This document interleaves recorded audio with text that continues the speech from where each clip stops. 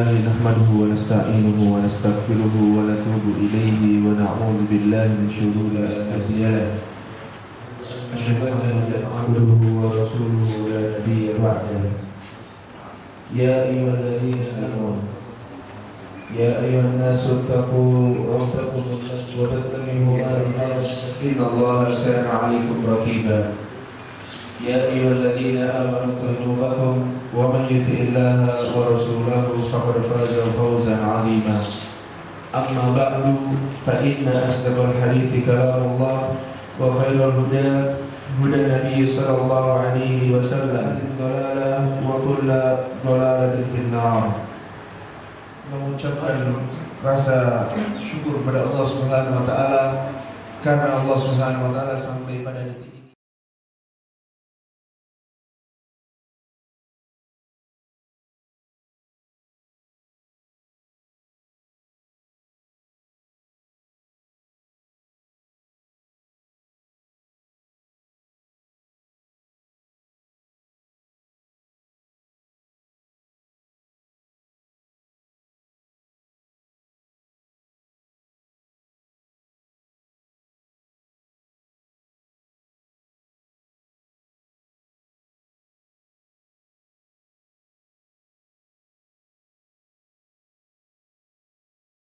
puasa yang ke-24. Kita sudah berada di 10 hari yang terakhir. Kalau zaman Nabi sallallahu alaihi wasallam, apa yang dilakukan oleh Nabi sallallahu alaihi wasallam? Syadda mi'zarahu. Nabi sallallahu alaihi wasallam itu mengencangkan ikat pinggangnya atau mengencangkan kainnya. Ada dua makna di sini.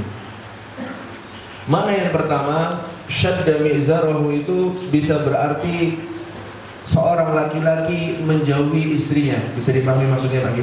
Jadi seorang laki-laki tidak berhubungan dengan istrinya. Jadi selama 10 hari terakhir ini Nabi Shallallahu Alaihi Wasallam tidak apa yang dilakukan? Beliau beriktikaf ya selama 10 hari di bulan Ramadan dan beliau tidak kembali ke rumah, tidak mendekati istri-istrinya. Kemudian makna yang kedua kata para ulama, apa maksud dari mengencangkan ikat pinggangnya atau mengencangkan lengan baju? Apa maknanya Pak ya? Semangat ya, sudah siap, ayolah. Kalau kata syairnya gimana? Kusisingkan dengan rawi-rawi rantas, malam-malam buta. Sudah, kita all out di akhir 10 Ramadan, sudah habis-habisan. Nah, mungkin kita di 10 hari pertama kita tidak mendapatkan apa-apa. Mungkin kita malas-malasan, kita sibuk kerja. Atau mungkin di 10 hari kedua apalagi mungkin kita awalnya mungkin semangat, 10 hari kedua sudah dalam ada 12 bulan. Ramadan hanya datang 1 bulan. Dan mungkin setelah kita keluar dari tahun ini, setelah kita Ramadan ini, mungkin Ramadan selanjutnya kita tidak akan berjumpa lagi. Atau mungkin setelah keluar dari masjid ini kita tidak akan bertemu dengan Ramadan lagi. Maka dari itu di 10 hari yang terakhir betul-betul kita pakai untuk ibadah, all out kita, lepas sudah. Kita harus habis-habisan dalam beribadah kepada Allah Subhanahu wa taala ya. Jangan sampai justru kalau di hari-hari terakhir mungkin yang sudah ketika seseorang mau merayakan hari raya Idul Fitri atau Idul Adha, semua hampir sama di kitab ini atau dari kitab yang saya ambil ini hampir sama. Yang pertama, seseorang harus meniatkan dengan niat yang soleh, itu harus utama. Untuk apa seseorang berhari raya? Karena apa? Kata Nabi Shallallahu Alaihi Wasallam, ni'matani lis-shaimi ni'matani ya. Bagi orang-orang yang berpuasa itu ada 2 kenikmatan. Nikmat yang pertama yaitu nikmat ketika berbuka. Berbuka itu bukan berarti hanya pada saat maghrib, tidak. Namun ketika berlebaran. Jadi makna Idul Fitri, Pak, makna yang sesungguhnya kalau dalam kita pahami langsung dari konteks bahasa Arabnya, Idul Fitr. Al-Fitr itu artinya apa? Berbuka. Al-Fitr itu artinya bukan berarti suci, tidak. Al-Fitr ya, Al-Fitri ya, itu bukan berarti kembali kepada suci, tidak, tapi kembali kepada apa? Berbuka. Yang selama kita sebulan penuh 30 hari kita berpuasa, kemudian di hari apa? Di hari yang 1 Syawal kita tidak berpuasa. Makanya Idul Fitr itu kembali berbuka. Dan bukan berarti makna Idul Fitri itu bukan kembali suci, tidak. Belum tentu dosa-dosa kita diampuni Allah Subhanahu wa taala. Maka dari itu kita benar-benar minta sama Allah Subhanahu wa taala agar dosa-dosa kita setelah qada Ramadan diampuni Allah Subhanahu wa taala. Makanya kata Nabi sallallahu alaihi wasallam pernah bersabda, Ragima anfu. Ya, dakhala alaihi Ramadan thumma salakha. Seperti sudah saya sebutkan. Falam qabla an yughfarolah. Celaka seseorang. Dakhala alaihi Ramadan, yang dimana bulan Ramadan datang kepadanya. Atau apa? Maksudnya bulan Ramadan dia bertemu dengan bulan Ramadan. Thumma salakha. Kemudian bulan Ramadan ini berlalu, dan ini memang mau berlalu, mau menghilang bulan Ramadan, mau pergi dari kita. Qabla an yughfarolah. Dosa-dosanya belum diampuni. Itulah yang kata Nabi sallallahu alaihi wasallam, orang yang merugi di bulan Ramadan. Wal iyad billah. Kemudian ada selanjutnya, seseorang yang mau berangkat di salat Idul Fitri atau salat Idul Adha, ya. Jadi makna Idul Fitri tadi sudah paham ya. Idul Fitri itu artinya kembali apa? Kembali berbuka, bukan kembali kepada kesucian, tidak. Karena kalau suci dalam bahasa Arab itu apa? Toharo, bersuci, toharo, makna suci, atau tazkiyah, ya, itu dalam bahasa Arab. Tapi kalau al-fitr, Bapak mungkin kalau tidak percaya nanti, kalau mungkin tidak percaya mungkin ya, silakan beli kamus bahasa Arab, coba buka nanti al-fitr atau fa, buka nanti dulu fa, kemudian to, kemudian ro. Apa arti al-fitr? Semua menulis bahwasanya al-fitr itu entah itu kamus yang Arab ke Arab atau Arab ke Indonesia atau Indonesia atau Arab ke Inggris, ya. Itu semua menuliskan bahwasanya al-fitr itu berarti apa? Berbuka, bukan kembali kepada suci.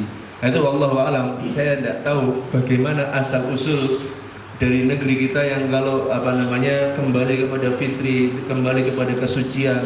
Gak bisa orang-orang nulis di broadcast message di BBM atau di WhatsApp, ya. Allah Ta'ala asal muasalnya dari mana kata tersebut. Yang jelas Idul Fitri itu berarti kita kembali kepada berbuka. Maksudnya apa? Selama yang dulunya kita jam 6 gak boleh makan, tapi kalau di hari Idul Fitri, ya, kita diperbolehkan untuk makan. Dan hari raya umat Islam itu hanya ada dua sebenarnya. Hari raya tahunan yang umat Islam itu hanya dua, yaitu Idul Fitri dan Idul Adha. Tidak ada hari raya kebanggaan yang dibanggakan oleh kaum muslimin selain dua hari raya ini. Tidak ada ulang tahun, tidak ada perayaan-perayaan lainnya, perayaan mungkin perkawinan emas, perkawinan perak, itu bukan hari raya dari umat Islam. Hari raya umat Islam ini disyariatkan dalam agama Islam, yaitu hari raya Idul Fitri dan hari raya Idul Adha. Lihat betapa gembiranya seluruh kaum muslimin di dunia ketika mereka bersama-sama merayakan hari raya Idul Fitri dan Idul Adha. Lihat wajah-wajah mereka semua sumringah, ya. Senyum mereka terbuka dari mulut-mulut mereka. Ini didasarkan oleh kaum muslimin.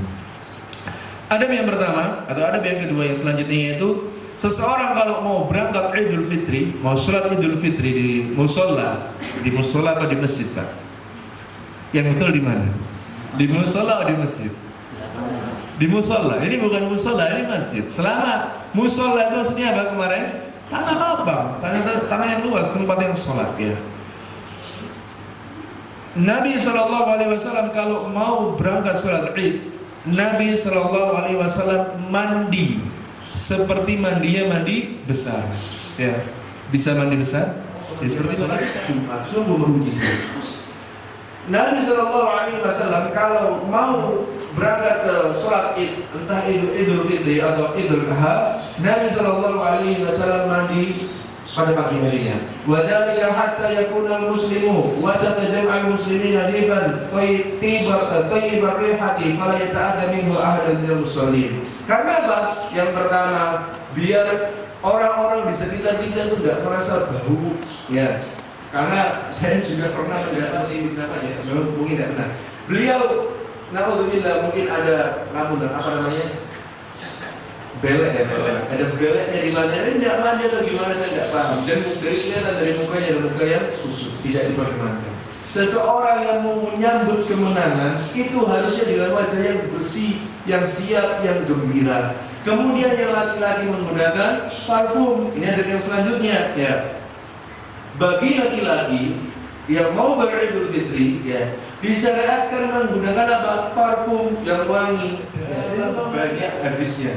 Bukan hanya satu hadis, tapi lebih dari 2 atau 3 hadis melarang seorang wanita menggunakan parfum ketika keluar rumah. Lihat, ini ancaman yang paling keras dari Nabi SAW bagi wanita yang keluar dari rumahnya kemudian beliau atau wanita maka dosa wanita tadi yang menggunakan parfum, kemudian baunya dicium oleh laki-laki atau dicium oleh beberapa kaum, ya kata Nabi Sallallahu Alaihi Wasallam, maka dia mendapatkan dosa seperti dosanya sebagai seorang apa? Seorang apa? Pezina. Kapan wanita menggunakan parfum? Di depan suaminya berpahala. Kalau di depan suaminya itu berpahala. Di syariat banyak dari wanita mungkin dalam 40, 30, 40, bahkan yang baru-baru nikah keluar rumah pakai parfum, buat dia berzina. Ini dilarang oleh Nabi Sallallahu Alaihi Wasallam. Tapi kalau laki-laki, ini bukan berarti menindas hak-hak wanita. Sekarang saya tanya sama bapak-bapak, jujur Pak ya, bapak-bapak ini laki-laki semua kan? Saya mau bertanya. Bapak-bapak lebih tertarik semua wanita yang mana? Yang biasa nggak pakai apa-apa, pakai parfum. Kalau ketemu di mall, jangan bohong. Ayo jujur kamu nggak? Kecuali aku telah memisahkan mereka berdua. Apa jawaban iblis? Nikma anta, engkaulah sebaik-baik pasukan. Itu katanya iblis. Dan namanya hati. Sebagai seorang kepala rumah tangga menuntut itu semua, jerat-jerat syaitan, menuntut jerat-jerat iblis. Ya. Karena apa? Nabi SAW juga mengancam seorang laki-laki.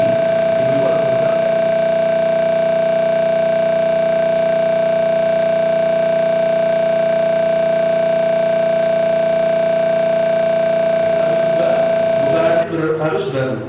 Dan kita sebagai kaum muslimin, kalau kita memang tidak bisa untuk membeli pakaian baru, semisal ya, karena ada kebutuhan dari keluarga yang lebih membutuhkan, yang mendesak, maka kita dahulukan yang mana? Kebutuhan keluarga. Adapun masalah pakaian, yang penting itu syar'i, kemudian menutup aurat ya, kemudian tidak mungkin ada gambar-gambar yang mungkin, maka itu tidak mengapa. Jadi kalau misal kita hanya punya misal yang kita punya yang terbaik yang kita punya untuk Idul Fitri, ya misal ini saja, ya sudah kita menggunakan yang tidak perlu harus baru. Islam itu kata Nabi SAW, Inna dina yusrun. Sesungguhnya agama Islam itu apa? Mudah, tidak ada yang sulit. Contoh dari masalah zakat al-fitr qabla al-qudhi lis-salat, yaitu mengeluarkan zakatul fitr, yaitu zakat fitri sebelum sampai dikumandangkan apa, sebelum sampai tegakkannya sholat. Dan yang paling dan memang yang paling afdol ya, yang paling afdol yaitu ketika kita mengeluarkan zakat fitrah itu di pagi hari sebelum menjalankan sholat di kurma. Nah, maka dari itu kenapa Idul Fitr yaitu kembali berbuka, yaitu kita harus makan dulu. Jadi sebelum kita berangkat ke masjid atau ke musholla, ya mungkin hujan berarti kita di masjid, maka kita harus makan beberapa butir kurma. Kalaupun saya ulang lagi, kalaupun toh tidak ada karena kurma mahal yang kita nggak punya, mungkin istri bisa membuatnya jauh fayakul min udhiyati. Ada seorang sahabat yang mengatakan, dahulu Rasulullah SAW ya tidak berangkat ke menuju sholat Idul Fitri sampai beliau makan. Dan beliau Nabi SAW juga tidak pulang dari dari Idul Adha sampai dia memakan hasil sesembelihannya. Berangkat pagi-pagi kalau mau sholat Id. Saya dapat cerita dari dosen saya, ketika itu di Madinah, di Masjid Nabawi, sholat saya lupa jam berapa sholatnya. Yang jelas beliau ada sesungguhnya permulaan dari sebuah hari ini ialah kita berangkat pagi-pagi untuk mengerjakan apa? Sholat. Summa narji dinanhar. Kemudian pada setelah kemudian kita kembali bersegera. Dan untuk apa? Segera menyembelih seekor hewan silau sholat, mengeluarkan wanita-wanita di musola, entah itu budak, entah itu wanita yang sedang haid pun sekalipun, ya, wanita sedang haid sekalipun, Nabi SAW memerintahkan apa untuk dibawa keluar. Karena apa? Untuk budak-budak mereka bisa mengikuti sholatnya, mereka bisa menikmati kegembiraannya. Nah, untuk wanita-wanita, ya, Walaupun dia tidak mendekati masjidnya atau musholanya, dia bisa menunggu di luar, mendengarkan apanya? Khutbahnya. Ya. Jadi wanita-wanita, budak-budak itu yang kalau Idul Fitri atau Idul Adha, atau wanita-wanita dipingit, ya wanita-wanita dipingit itu gadis-gadisnya dipingit. Di zaman Nabi SAW itu juga dikeluarkan ketika Idul Fitri dan Idul Adha. Jadi kalau bapak-bapak atau ibu-ibu yang di rumahnya memiliki pembantu, misalnya pembantunya tidak pulang, jangan udah kamu puasa aja loh, saya sholat, jangan, keluarkan dia dan dia diajak untuk apa? Sholat. Kalaupun toh dia wanita tersebut sedang haid, minimal dia apa?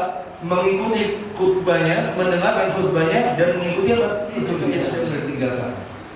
Yaitu mengumandangkan tahlil dan takbir dengan suara yang lantang.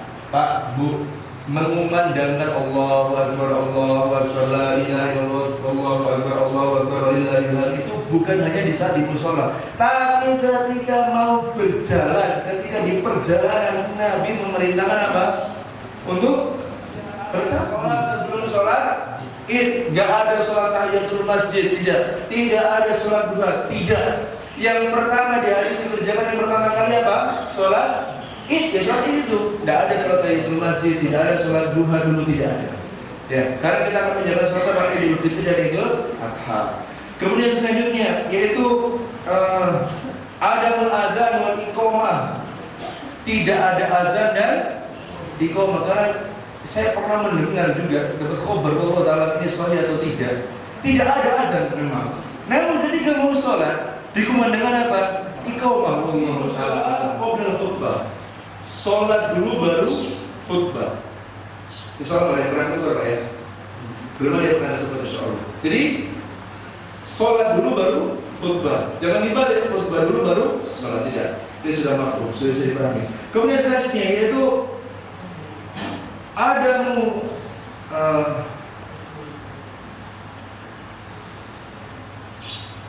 yaitu seseorang misalnya di Idul Adha, seseorang tidak boleh menyembelih sesembelihan sampai ditegakkan apa? Sholat. Jadi misal ada seseorang yang misalnya sekarang sudah masuk 10 Dzulhijjah, saya ingin mengikuti keputusan pemerintah dalam 1 Syawal nanti. Yang jelas Idul Fitri itu 1 Syawal, jelas. Ada yang khilaf dari sini? Ada yang berbeda? Yang jelas Idul Fitri 1 Syawal dan Idul Adha 10 Dzulhijjah. Dan yang berbeda ya? Saya kira jadi kalau nanti ada yang tanya-tanya, kapan Idul Fitrinya 1 Syawal? Coba. Jangan jawab 5 Juli dan Juli, 1 Syawal. Nah, kapan itu terjadi? Kita menunggu keputusan pemerintah. Karena Nabi SAW pernah bersabda dalam sebuah hadisnya, sumu yauma yasumun nas wa aftiru yauma yuftirun nas. Wahai manusia, berpuasalah kalian ketika semua berpuasa, dan berbukalah kalian, maksudnya apa? Dan beridul fitrilah kalian ketika semua beridul fitri. Jadi kalau bisa kita tidak mengikuti kelompok A, kelompok B, kelompok C, kelompok D dan kelompok yang hendaknya kita bersatu mengikuti apa?